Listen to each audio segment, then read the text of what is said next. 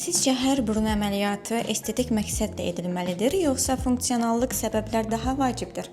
İlham xanım, sualınız aktual mövzudur. Bizə müraciət edən pasientlərin böyük əksəriyyətinin həqiqətən də funksional problemləri olur. Və bugünkü günün reallığı ondan ibarətdir ki, statistik olaraq funksional problemi olan pasientlərin yanaşı olaraq estetik görünüşdə də dəyişiklik etmək arzuları olur. Və bu da normal haldır. Lakin əməliyyat o şəkildə icra edilməlidir ki, yəni funksionallıq birmənalı prioritet olmalıdır.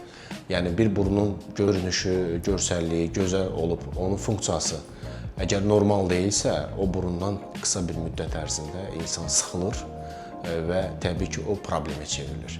Ona görə bir cərrahın prioritet olaraq burun əməliyyatına, rinoplastikada diqqət edəcəyi mövzu və pasiyentin də həmçinin burun funksional olaraq sağlam, estetik olaraq zərif və gözəl görünməlidir.